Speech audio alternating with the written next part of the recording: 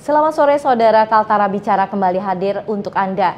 Saudara, Kalimantan Utara memiliki potensi yang luar biasa. Tidak hanya potensi sumber daya alamnya, namun juga potensi sumber daya manusianya yang apabila disinergikan akan memiliki sebuah kekuatan yang mampu merubah dan mensejahterakan masyarakatnya. Nah, kali ini kita akan berbicara tentang potensi investasi di Provinsi Kaltara bersama Gubernur Kaltara, Bapak Zainal Arifin Paliwang. Selamat sore Pak Gubernur. Selamat sore Mbak Yuli. Iya. Selamat sore. Assalamualaikum warahmatullahi wabarakatuh. Waalaikumsalam. Untuk seluruh masyarakat Kaltara. Baik, Pak Gubernur selalu semangat nih. Kesana kesini selalu melakukan kunjungan, koordinasi dan lain sebagainya untuk menarik para investor. Sebenarnya apa sih yang menjadi potensi investasi di Kalimantan Utara ini, Pak? Baik, untuk investasi kalau kita bicara di Kalimantan Utara sangat banyak ya.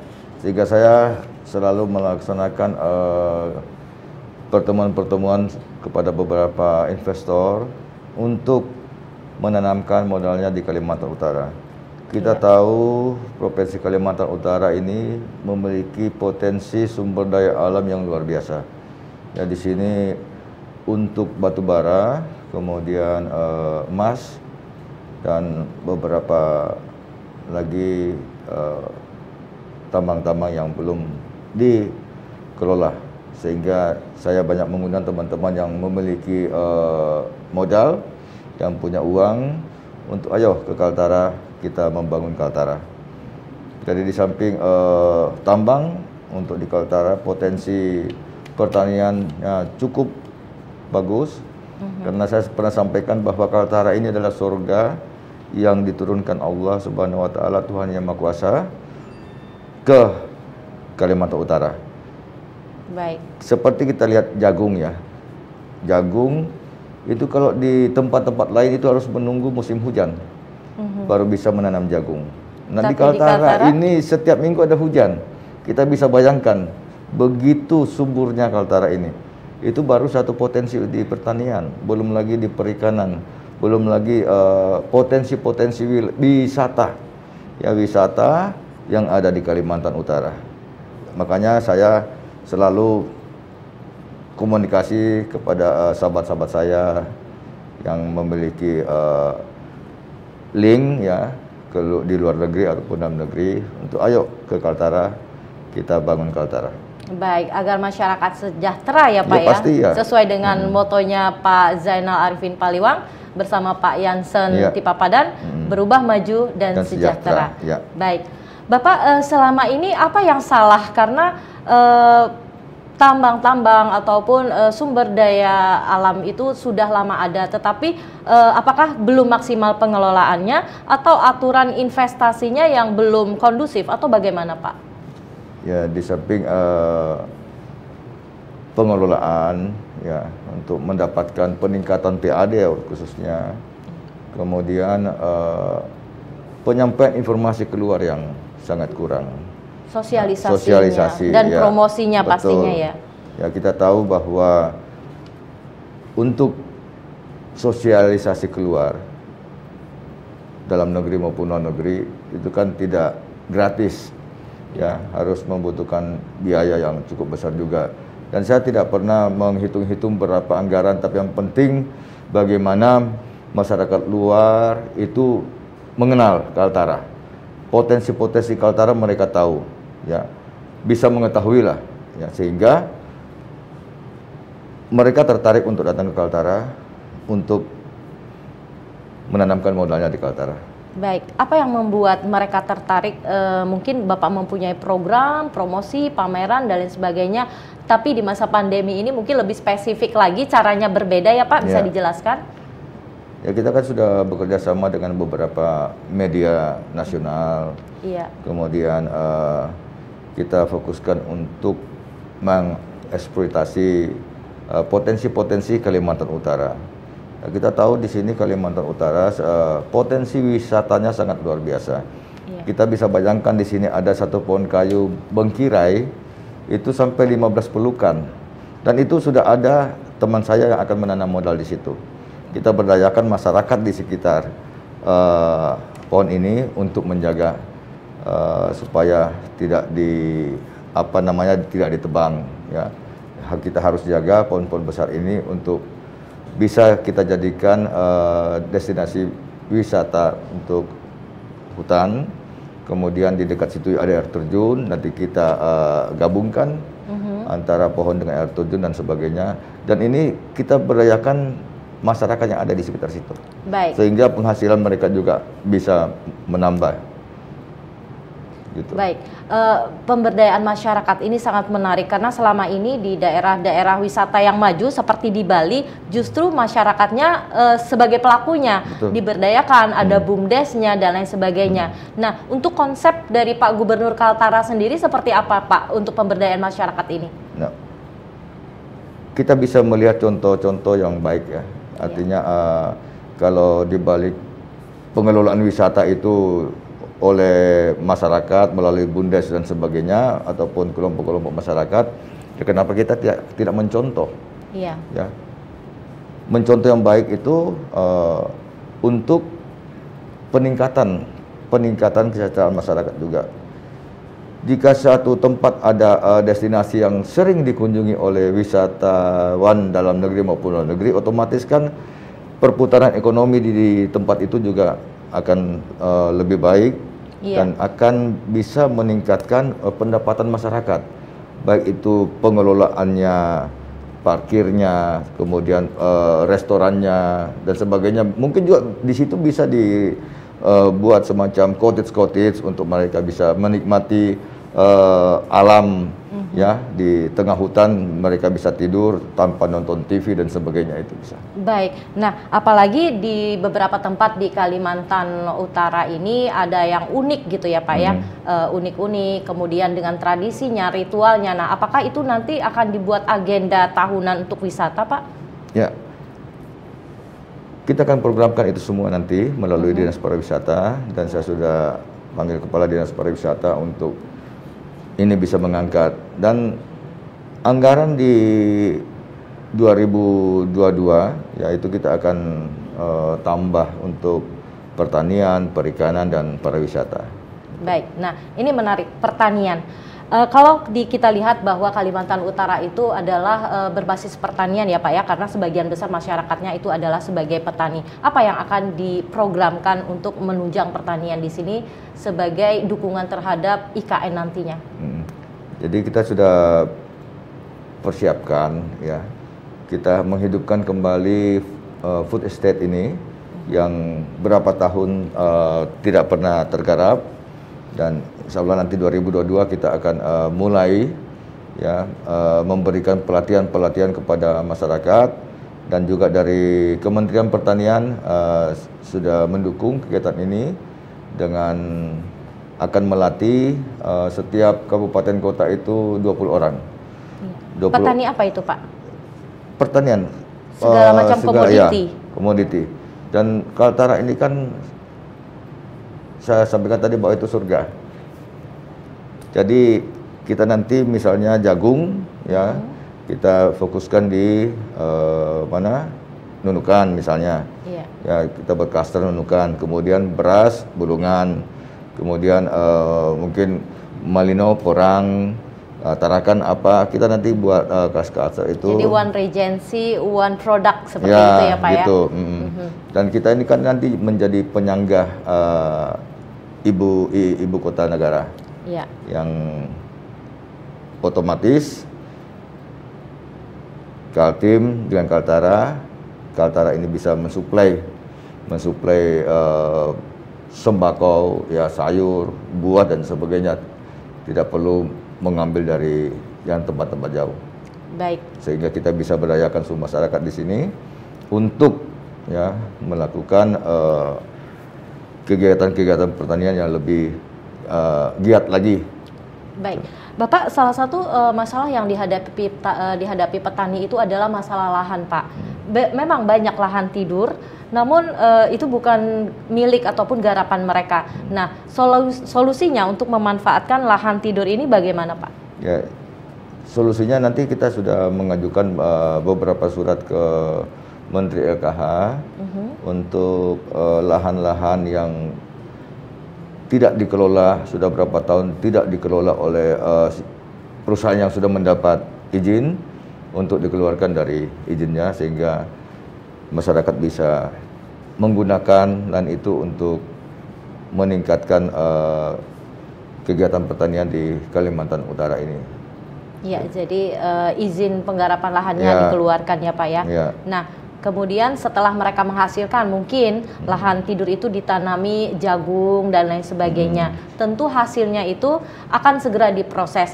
Bagaimana untuk pengolahannya agar produk yang keluar itu tidak hanya produk mentahnya, tapi produk setengah jadi, agar dia memiliki nilai yang lebih tinggi, value added-nya di sana. Ya, jadi jauh sebelum itu kita sudah melakukan MOU dengan PT Java Group, yang nantinya akan membeli semua hasil-hasil. Kemudian juga kita sudah punya jalur untuk langsung ekspor ke China. Jadi tidak melalui transit dulu Makassar atau Surabaya? Tidak ada. Siap. Jadi semua hasil-hasil pertanian, perikanan, hasil perkebunan, kita berupaya supaya semua ekspor langsung dari Kaltara, baik itu melalui udara maupun melalui laut. Dan ini sudah berproses terus, mudah-mudahan waktu dekat ini secara administrasi sudah selesai semua, sehingga kegiatan-kegiatan ekspor hasil petani kita bisa langsung berangkat dari Kaltara, dan kita juga akan berupaya menarik investor untuk membuat pabrik-pabrik untuk setengah jadinya. Baik. Oke, baik, kita akan berbicara lagi, lebih menarik lagi bagaimana proses industri ini dapat terakomodir sesaat lagi dalam Kaltara Bicara. Kami akan kembali.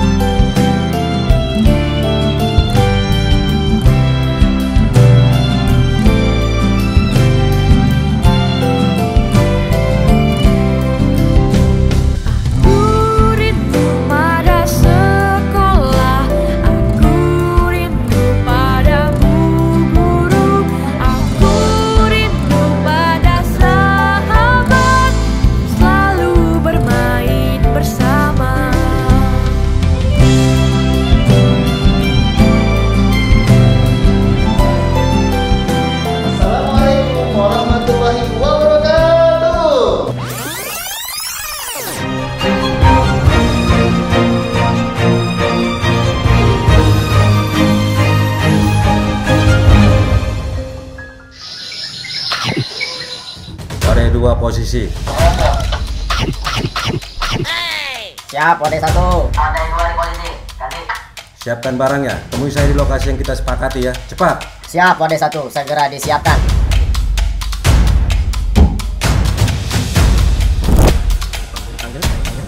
RT.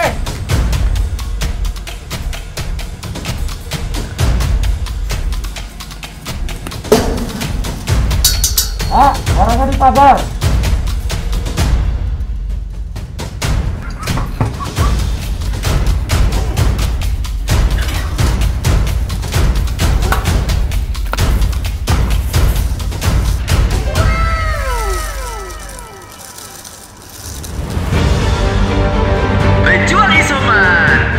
Tidak pernah membiarkan mereka yang berjuang melawan COVID-19. Yeay!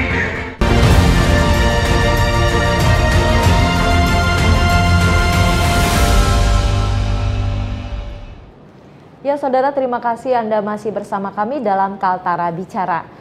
Pak Gubernur, terkait dengan proses ekspor impor, kemudian proses industri dan lain sebagainya, mutlak dibutuhkan yang namanya bandara sama pelabuhan.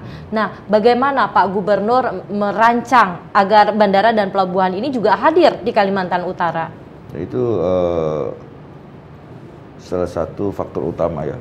Faktor utama untuk kelancaran kegiatan ekspor impor ini harus didukung oleh port internasional, kemudian dan airport internasional, dan kita sudah melakukan lobby-lobby ke beberapa investor untuk melakukan kegiatan di dua kegiatan ini.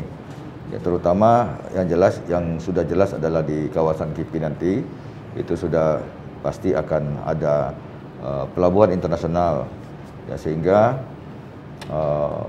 kegiatan ekspor impor ini bisa berjalan dengan baik. Iya. Samping itu juga bandara otomatis, ya, kita sudah berupaya juga untuk melakukan studi kelayakan di salah satu lokasi untuk kita buat bandara baru. Di mana itu Pak Gub? Ya di Bulungan. Di Bulungan. Di Bulungan, ya. Kita sudah melaksanakan itu dan sudah ada beberapa investor yang tertarik untuk itu. Iya. Nah, kawasan industri dan pelabuhan internasional ini akan diresmikan peletakan batu pertama oleh Presiden tidak lama lagi. Ya. Pak Gub, bagaimana persiapannya hingga saat ini? Ya, persiapan hingga saat ini untuk kehadiran Bapak Presiden di Kaltara yang ke beberapa kalinya sudah sampai 40%, ya, karena nanti lokasinya di daerah Tanah Kuning itu sedang persiapan semua untuk peletakan batu pertama oleh Bapak Presiden yang insya Allah kalau tidak mundur lagi di pertengahan Desember ini beliau akan datang melakukan groundbreaking untuk pelaksanaan pencanangan industri-industri di kawasan Tanah Kuning. Dan yang pertama mungkin akan dibangun pabrik baterai, ya. Pabrik baterai yang nanti bahan bakunya dari Morowali akan dibawa ke Kaltara dan diolah menjadi barang jadi di Kaltara kemudian diekspor. Baik.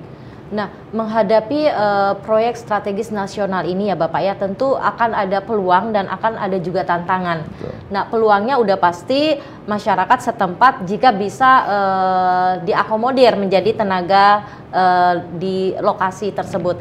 Jika tantangannya tidak bisa dipenuhi, kita hanya menjadi penonton di negeri kita sendiri. Apa yang dilakukan pemerintah agar masyarakat itu juga bisa turut serta berpartisipasi ataupun dilibatkan di sana, Pak? Dari awal sudah sampaikan bahwa masyarakat bukan sebagai penonton, tetapi pelaksana kegiatan. Dan kegiatan awal ini, manakala ini sudah akan operasi, itu lebih kurang 15.000 tenaga kerja, ya. 15.000. Diperkirakan kapan Pak? Tahun keberapa? 2022 nanti. 2022. Ya. Itu satu kegiatan perusahaan yang akan melaksanakan kegiatan itu memerlukan tenaga kerja 10.000 sampai 15.000. Nah, kalau di situ ada 3 kegiatan yang akan dilaksanakan, ya tinggal dikali aja 3 kali 15.000 berapa tenaga. Dan saya yakin bahwa kita akan kewalahan untuk masalah tenaga kerja. Ya, jadi khusus yang sifatnya dia keahlian khusus dan sebagainya itu ya kalau di Kaltara ada kita gunakan, tapi kalau yang tidak ada kita tetap dari luar yang punya spesifikasi khusus dalam pekerjaan. Ya, itu kita harus dari luar. Kemudian juga nantinya PLTA juga terbangun. Nah, itu saya kira juga banyak tenaga kerja akan kita serap di situ, yang nantinya juga dari perusahaan yang akan membangun di Tanah Kuning, kita minta untuk mereka membuat balai latihan kerja. Jadi untuk mempekerjakan putra daerah setempat. Betul, ya Pak ya? Ya. Jadi mereka dilatih dulu, baru dipekerjakan, dipekerjakan. Sehingga betul-betul kehadiran anak-anak kita di situ betul-betul bekerja sesuai dengan kompetensi dan profesinya. Iya. Gitu. Ada perjanjian Bapak mungkin dibuat payung hukumnya untuk mempekerjakan misalnya 60-40 atau 70-30 seperti itu Pak? Sampai saat ini belum ada. Tapi sudah saya sampaikan bahwa saya juga sudah bersurat ke Pak Menteri, Pak Menko, bahwa kita merekomendasi 5 perusahaan yang akan membangun kawasan KIPI ini di Kaltara. 5 perusahaan itu dari luar Kaltara atau 50-50? Semua perusahaan nasional. Baik. Pak Gubernur, untuk kawasan industri dan pelabuhan internasional ini berapa luas wilayah yang disiapkan. Jadi kita sudah selalu komunikasi dengan pemerintah Kabupaten Bulungan, karena yang punya wilayah ini kan kabupaten, bukan provinsi. Jadi lebih kurang 20.000 hektar yang sudah kita siapkan untuk kawasan KIPI ini di Kabupaten Bulungan. Dan untuk pengurusan AMDAL-nya, analisis dampak lingkungan sudah tidak masalah atau bagaimana Pak? Masih diurus? Ini kan semua berproses, ya semua berproses. Mudah-mudahan semuanya lancar dan ini segera terlaksana juga untuk meningkatkan pendapatan masyarakat Kalimantan Utara. Itu juga masuk tanah masyarakat, misalnya ada pembebasan lahan dan sebagainya? Ya, ada beberapa tanah masyarakat, ada tanah perusahaan, ada juga tanah negara, ya itu kita akan selesaikan semua. Jadi semua masih dalam proses ya, semoga prosesnya cepat selesai ya Pak ya? Ya, amin. Baik, ya Pak Gubernur, kita harus mempersiapkan sumber daya manusia kita dengan baik untuk menghadapi banyaknya proyek-proyek atau investor yang akan datang. Apa yang akan dilakukan oleh pemerintah provinsi untuk menghindari kesenjangan nanti yang terjadi? Ya. Jadi kita sudah bersurat ke Menko, merekomendasi 5 perusahaan yang akan bekerja di kawasan ini. Ya, salah satu perusahaan ini adalah asli dari Kaltara. Kemudian kita berharap dukungan daripada masyarakat untuk membantu proses kegiatan ini sehingga kegiatan ini bisa berjalan dengan lancar sesuai dengan program yang sudah disiapkan, dan kita pasti tidak akan jadi penonton ya, kita tidak akan jadi penonton di sini. Kita berdayakan milenial kita di sini cukup hebat-hebat, kemudian juga sarjana-sarjana yang sudah selesai melaksanakan pendidikan di bangku perguruan tinggi juga banyak. Nah, ini akan kita rekrut semua. Mungkin sarjana yang di luar, yang di Jawa, yang di Kalimantan Timur, kita ajak ke sini ya pulang untuk membangun Kaltara. Tapi kita prioritaskan dulu putra-putri Kaltara. Manakala ini masih kurang, kita akan mengambil dari provinsi lain. Baik, Pak Gubernur, yang salah satu yang menjadi kendala biasanya adalah masalah bahasa, Pak Gubernur. Nah, mungkin nanti investor kita katakanlah datang dari negeri Cina, atau mungkin dari Eropa, atau dari Amerika. Nah, bagaimana upaya pemerintah provinsi untuk menyiapkan para ahli bahasa kita agar tidak salah miskomunikasi begitu di lapangan? Kita sudah beberapa anak-anak kita sekolahkan di luar negeri, dan itu nanti akan kita rekrut untuk menjadi juru bahasa yang ada di perusahaan-perusahaan ini. Jadi data-data sudah ada sama kami semua. Ya, ada puluhan sudah yang kita bisa rekrut untuk menjadi sekretaris kah atau menjadi juru bahasa kah dan sebagainya. Baik, jadi semuanya sudah dipersiapkan dengan matang ya. Baik, di akhir dialog kita, apa yang ingin Bapak sampaikan kepada masyarakat Kaltara? Silakan Pak. Baik, saya hanya berharap untuk program KIPI ini bisa berjalan, bisa lancar, otomatis harus didukung oleh seluruh elemen masyarakat, sehingga apa yang menjadi cita-cita kita bersama bahwa Kaltara ini berubah, maju, dan masyarakatnya sejahtera. Ini yang saya bisa sampaikan, dan sekali lagi doa restu dari seluruh masyarakat dan dukungan seluruh masyarakat. Semoga proyek di Tanah Kuning ini bisa sukses, bisa lancar, dan semua sesuai dengan program yang sudah dipersiapkan. Terima kasih Pak Yuli. Baik, terima kasih Pak Gubernur. Sukses juga buat Bapak. Semoga Kaltara dapat berubah maju dan sejahtera. Demikian Kaltara Bicara hari ini pemirsa. Kami akan kembali lagi dengan topik lainnya pada setiap hari Senin dan Rabu setiap minggunya. Akhir kata, saya Yuli Purnama pamit undur dari hadapan Anda. Sampai jumpa. Kaltara di hati.